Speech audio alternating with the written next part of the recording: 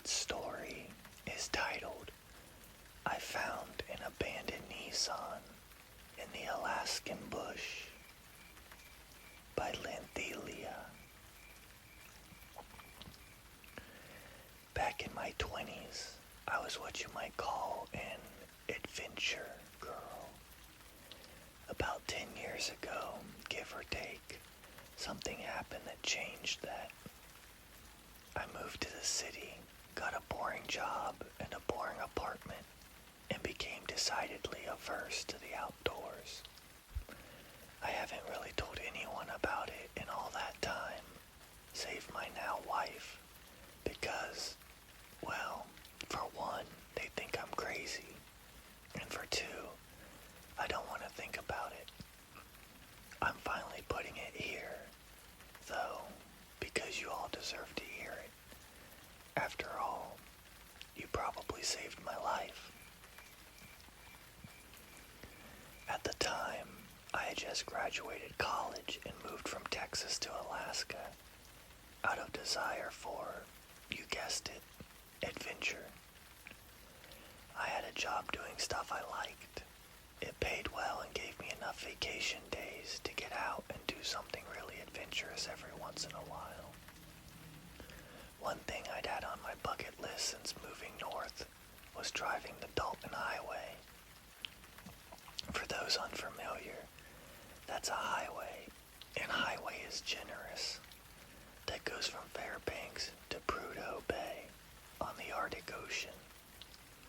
It's a 500-mile, 11-hour drive in the summer, but thanks to work realities, I wasn't able to get out there until early autumn. By early autumn, the snow had started, but the plows were still able to keep the highway pretty clear, and I was driving a 95 Toyota Land Cruiser, kitted out for expeditions. Besides that, I was an adventure girl. I was prepared. I had camping gear, emergency gear, a satellite phone, plenty of food and water, enough jerry cans for the trip there and back, and Sam Colt's greatest invention in the center console, just in case.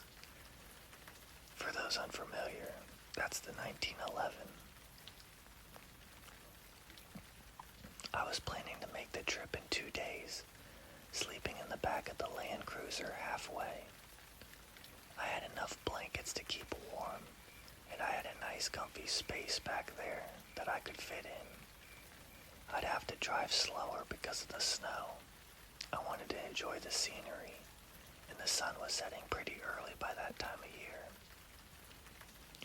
I had a good start that day, and the driving was fine.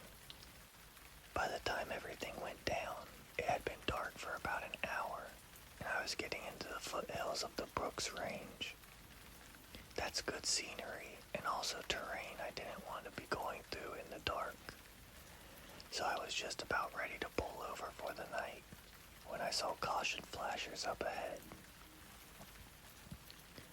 For those unfamiliar, a hard rule for any Alaskan is that you always pull over when you see someone in distress on the side of a remote road like that, especially after the snow starts.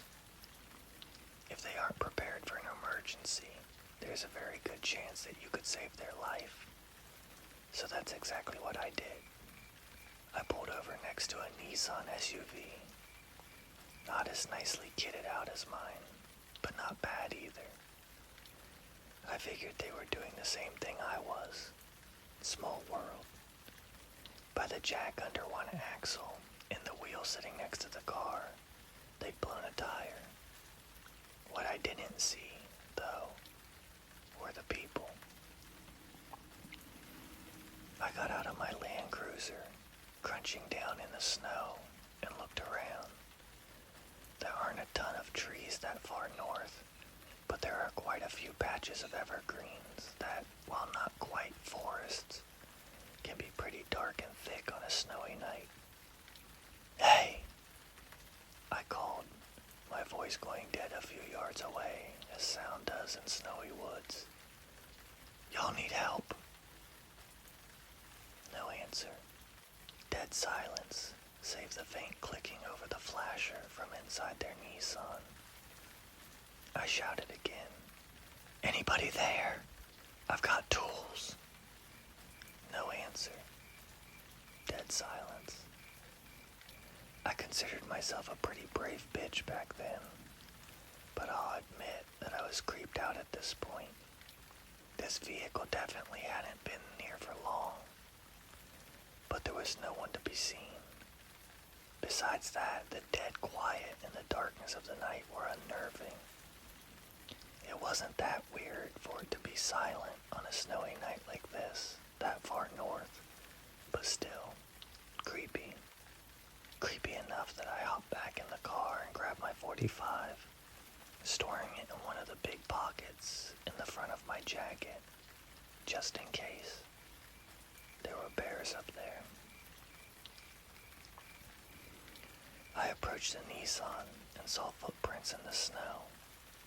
One pair had been crouched down at the removed tire, and the other had been standing a couple feet away by the rear of the SUV. The latter pair had then, at some point, headed off toward the tree line. It stopped a few yards down, paced around a bit, then continued into the woods. The pair near the tire had then, presumably later, gotten up and ran after the first. I was no tracker, but it's not hard to tell when someone was running in snow. Now I was really creeped out. I was tempted to hop back in the car and keep driving for a good long while. But like I said, this could easily have been life or death. Besides, I had my .45. It could handle a grizzly. Probably. That was the worst I'd find up there. Probably. So off I went, following those two set of footprints into the woods. It was dark, but don't worry, y'all. I had a really nice flashlight. Surefire, baby. Adventure girl, remember? The dead quiet seemed to get even deader and quieter as soon as I passed the tree line, as sound does in snowy woods. Probably. The only thing comforting me that I hadn't gone deaf was the sound of my breath and my boots crunching in the snow. "Hey!" I called again, maybe 20 yards into the woods. "Is everyone okay?" This time I got a response. It was a woman's voice, and it sounded afraid. "Over here," it called. "Help!" I got a spring in my step, jogging toward the sound of the voice, shining my light through the trees to try and catch a glimpse. "Over here," it called again, much closer. "Help! Remember when I said y'all probably saved my life? This is when that happened." I stopped. The hair on the back of my neck had stood on end, and a chill had run down my spine. Something was off about that voice. I couldn't put my finger on it, but it was just slightly wrong. I pointed my light toward where I had heard it. "Are you hurt?" I said, voice raised, but not quite shouting anymore. "Help!" the voice called again, only it was even closer this time. I hadn't heard the crunch of any footsteps. "Over here." My grip on my flashlight tightened, and my heart started to hammer in my chest. This was not right.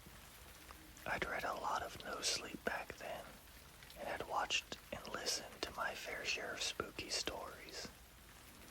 At the time, I didn't think any of this stuff was real, but what was happening to me felt way too familiar, and it was setting off alarm bells. Something about this exact situation was tugging at the back of my mind as something I should be terrified of. I tried one more time. "What's your name?" I asked cautiously. "Help," the voice called, and it couldn't have been more than a few yards off. That was enough for me to swap my light to my left hand and bring out the Colt with my right. I pointed both in the direction of the voice and finally caught a glimpse of something beside the trees. Off in the distance, barely visible, I could see a bundle of something laying in the snow. It was human-sized, and the snow all around it was stained dark. My head was in the middle of processing what it was seeing when I saw movement between me and the body. I pointed my flashlight and gun at the source of the movement. It was humanoid, with 2 arms and 2 legs, but it was all wrong. The limbs were too long, and it was too tall. Its hair was thin and wiry. It had antlers, and its face, which was also, I assure you, really wrong, was stained dark with what I can only assume was blood. I fired 2 shots and hauled ass. I don't know if the bullet slowed it down. I don't even know if I hit it. I ran faster than I'd ever run before, and by the cracking branches and crunching snow behind me, it was giving chase. My heart felt like it was going to explode out of my chest, and my lungs burned from sucking in the frosty air. Once or twice I saw death flash before me as I nearly lost my footing in the snow, but I managed to stay upright. As I ran, I heard more snapping, more crunching, not just behind me now, but all around. There were more. I got really lucky that night. I was lucky to have spotted the body, lucky to have run just fast enough and not fallen on my face. Lucky none of the whatever they were just a bit closer or faster. I was lucky that I had dabbled in enough spooky stories that my alarm bells had gone off. And I was lucky that the poor couple in the Nissan had gotten stranded there and suffered the grisly fate they suffered. After all, I was planning to stop just as I saw those caution flashers. I'd have been right there, in those same woods, asleep. I don't want to think about what would have happened to me if that had been the case. I made it to my car, which I was again lucky to have left running, thinking I wouldn't go far. I leapt in, slammed and locked the door, and threw it in reverse as I saw dark, lanky shapes coming out of the trees. As I got moving, the headlights revealed what had been chasing me. I can't exactly say how many it was, at least half a dozen. All of them were similarly stretched, pale to the point of being almost white, with various forms of antlers and primitive-looking clothing. I reversed down the road as fast as I dared, for a good half-mile before I finally got the nerve to turn around. Then I flew down the highway all the way back to Fairbanks, only stopping when I found a nice, well-lit hotel in the middle of the city. The next day I was back in Anchorage. I thought about calling the state troopers. Someone was going to find the Nissan, probably find the bodies. They'd find my casings, my tire tracks. I could end up a murder suspect. I decided against it, though. If I ratted myself out, I'd be a murder suspect anyway, and then they'd know it was me. Better to bet that no one could tie me to the scene, especially being as far from local as I was. Over the next week, I packed my stuff, bailed on my job and my lease, and moved back to Texas. I never ended up with police banging on my door, so I guess I made the right choice. I still have nightmares about those wrong, elongated things chasing me. I probably have PTSD, but it's not like I can talk to a therapist about it without ending up in a loony bin. I'm not an adventure girl anymore. I never go anywhere at night, and I stay in the city as much as possible. I didn't get out of there unscathed, but I got out of there alive, which is better than can be said for the folks in the Nissan. I was lucky.